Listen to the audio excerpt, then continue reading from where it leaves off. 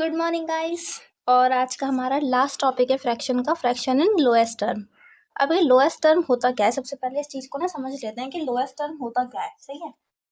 तो अब कई बार ऐसा होता है ना कि आपके पापा लेकर आए, मान लो टॉयज लेकर आए हैं, ठीक है, आपके और आपके भैया या बहन जो भी होगी उनके लिए आपके पापा टॉयज लेकर आए हैं, ठीक है। अब वो लेके आए थे 4 टॉय और आप तो 2 ही हो, तो दोनों को कम से कम कितने टॉय मिलेंगे। अब आपने सोचा कि पापा तो 4 टॉय लेकर आए हैं और हम 2 बहन भाई हैं, हमारे 2 कज़न और हैं, तो हो सकता है या तो हम चारों के लिए लेकर आए होंगे, है ना, या हो सकता है मैं और मेरी बहन के लिए 2-2 लेकर आए होंगे। तो आपने क्या दिमाग लगा लिया पहले ही कि हमें कम से कम कितने टॉय मिल सकते हैं, कम से कम 1 टॉय तो मिलेगा ही मिलेगा, है ना। ये वाली चीज़ हम सबसे पहले ही सोच के रख लेते हैं कि हमें कम से कम कितना मिलने वाला है, कौन-सी चीज़, है ना। तो इसके अंदर फ्रैक्शन इन लोएस्ट टर्म में क्या होता है कि हमको ये पता लगाना होता है इस फ्रैक्शन का कम से कम क्या वैल्यू आने वाली है, ठीक। तो इसके अंदर क्वेश्चन कैसे बनते हैं, क्वेश्चन ऐसे बनेगा, रिड्यूस 12/16 टू लोएस्ट टर्म, ठीक है। देखो ये वाला जो क्वेश्चन है ना, ये है बहुत ज्यादा इंपॉर्टेंट, क्योंकि कोई भी बच्चा ना, जब भी आपको एक नई टर्म मिल जाएगी फ्रैक्शन के अंदर, कि आपको किसी नए तरीके से या किसी तरीके से उसने अलग से क्वेश्चन पूछ लिया, आपको लगेगा कि भाई ये तो हम पढ़ के ही नहीं गए हैं और आप उसे छोड़ दोगे, लेकिन इसमें भी कुछ नहीं करना होता। आपको बस ये लगेगा कि ये तो मुझे आता ही नहीं है, मैं क्या करूं इसमें। तो फिर बच्चे क्या करते हैं, क्वेश्चन छोड़ देते हैं और फिर नंबर कम रह जाते हैं मैथ्स में, है ना। तो इसीलिए घुमा के क्वेश्चन पूछ सकता है, ये भी घुमाया वही टॉपिक है जैसे मैंने आपको बताया था ना। अब देखो जरा सोच के देखो कि ये 12 और 16 है ना। 12 और 16 किस टेबल में आता है, ऐसा कौन सा टेबल है जिसमें 12 भी आता है 16 भी आता है। 4 है ना, देखो 4 3 ज़ा 12 होता है और 4 4 ज़ा 16 होता है नहीं होता है। तो बस अब हमें यहाँ पर जो भी कॉमन दिख जाए, जैसे 4 है, देखो 4 ऊपर भी है नीचे भी है, हम इसको कट कर देंगे, सही है। तो अब हमारा क्या आ गया 3/4। तो 3/4 जो है वो कौन सा है, वो है इस फ्रैक्शन की लोएस्ट टर्म, यानी कि कम से कम 3/4, है ना।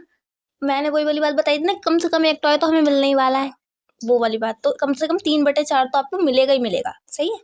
और ये वाला क्वेश्चन जो है एग्जाम में आने की ना बहुत बड़ी वाली गारंटी होती है, क्योंकि टीचर को कुछ ना कुछ घुमाने वाली चीज़ें चाहिए होती है एग्जाम में डालने के लिए, अगर उसे टफ पेपर बनाना है तो। और इतने सारे बच्चे हैं तो टीचर को कोई सपना तो आ नहीं रहा कि सबको 100 में से 100 ही नंबर देने हैं उसको, है ना। तो उनको थोड़ा सा टफ पेपर बनाने के लिए और दिखाने के लिए, हाँ भाई हमने स्टैंडर्ड चीज़ें दी हैं, क्योंकि नए नए टॉपिक जो होते हैं ना वो बुक्स में लगते ही रहते हैं। अब आप देख रहे हो कंपटीशन कितना ज़्यादा बढ़ गया है ना, तो इसके लिए नए नए टॉपिक्स बुक्स में ऐड होने लग गए हैं। अगर आपने आगे की वो देखी होंगी ना न्यूज़, तो उनमें आता रहता है कि नए टॉपिक्स भी ऐड हो रहे हैं एनसीईआरटी के अंदर भी। तो आप जितनी ज़्यादा नई नई चीज़ों को पढ़ोगे, अच्छे से डिटेल में पढ़ोगे, वो आपके लिए बहुत ज़्यादा बेनिफिशियल रहेगा, है ना। तो अब इसमें और कौन से तरीके का क्वेश्चन बनता है, एक क्वेश्चन तो इस टाइप पे बनता है।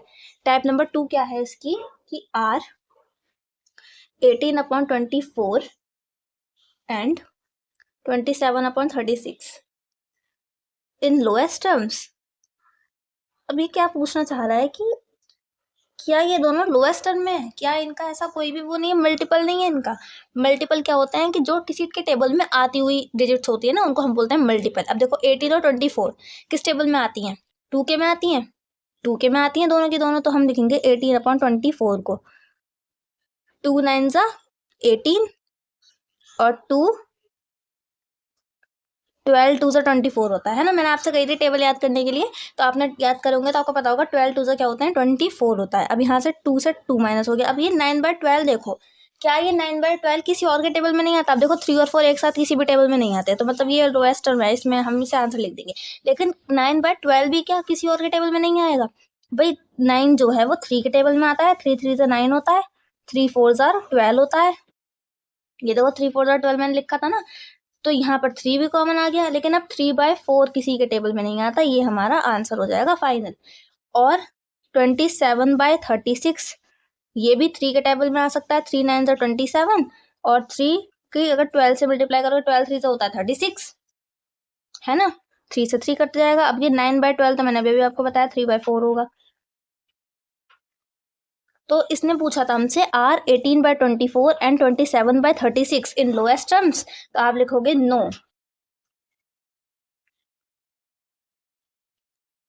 तो आप क्या लिखोगे, no these are not in lowest term. मतलब कि आपको क्या करना है, केवल इतना ही देखना है कि इसके अंदर ये कितनी बार कट सकता है ना, हम इसमें से कितने से ज्यादा कितना कॉमन निकाल सकते हैं, उतना आपका आंसर हो जाएगा। बस इतना सा ही टॉपिक था ये। इसके अंदर इसी तरीके के क्वेश्चंस बनते हैं, और ज्यादा क्वेश्चंस दे भी नहीं रखे। मैं जिस बुक से पढ़ाती हूँ आपको, उस वाली बुक के अंदर भी नहीं दे रखे हैं, तो वैसे करने की जरूरत तो नहीं है। लेकिन हाँ, होमवर्क के लिए एक ऐसे करते हैं, देखो होमवर्क के लिए ये नीचे के जो ये दो क्वेश्चन दिख रहे हैं 13 और 14, ये दोनों आपको होमवर्क में करने हैं। Reduce the fractions to the lowest terms, which of these are in the lowest term. मतलब इसके अंदर आपको क्या करना है, चेक करना है कि क्या ये लोएस्ट टर्म में है। अब देखो, जैसे अगर मैं ओवरव्यू में बता दूं तो 3/11 के किसी के भी टेबल में नहीं आता। 3 ऐसा कोई है, कोई सा भी टेबल है जिसमें 3 और 11 दोनों आते हो? नहीं है ना, तो मतलब ये नहीं आएगा। 5 और 20 किसी एक टेबल में आते हैं, 5 के में आते हैं, तो यानी कि ये जो है ये लोएस्ट टर्म में नहीं है। ठीक है, मैं इससे आगे नो और यस लिखवा देती हूँ, चलो ठीक है, ये लोएस्ट टर्म में है। 40 और 41 किसी टेबल में आते हैं एक साथ? नहीं आते, तो यानी कि ये लोएस्ट टर्म में है। 72 और 61 आते हैं किसी भी टेबल में एक साथ,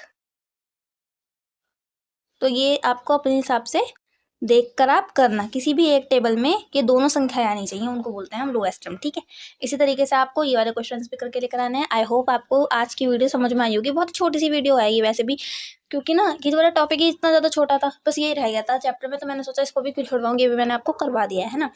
अब इसके अंदर अगर आप देखो, इसके आगे ना ये देखो, इसके अंदर अलग अलग तरीके की एक्सरसाइजेस दे रखी हैं, और ये एक्सरसाइज भी बहुत सुंदर सुंदर दे रखी है। देखो कितनी डरावनी सी एक्सरसाइज है इनमें ना मुझे बहुत डर लगता था बचपन में, लेकिन जब आप करोगे ना तो आपसे सब हो जाएंगी। अब इनके ही हम कल से एक एक क्वेश्चंस करेंगे। अगर देखो, आप लोग कमेंट करो कि आपको इसकी एक्सरसाइज के सॉल्यूशंस चाहिए, तो मैं आपको उसकी एक्सरसाइज के सॉल्यूशंस भी करवा दूंगी। और अगर मेरे पास कोई कमेंट नहीं आता है तो फिर हम नया चैप्टर शुरू करेंगे भाई कल से, है ना। क्योंकि कमेंट मेरे पास अभी तक आ नहीं रहे हैं आपके, तो अगर आपका कमेंट मेरे पास जब भी आएगा, मैं तब आपको फ्रैक्शंस की नई सीरीज शुरू करवा दूंगी। फिलहाल के लिए मैंने सारा बेसिक आपको पढ़ा दिया है, और इससे आगे का कोई बेसिक है भी नहीं। ठीक है, तो अब हम कल मिलेंगे, या तो नए चैप्टर के साथ या फिर इसी की एक्सरसाइजेस के साथ। ठीक है, ओके बाय।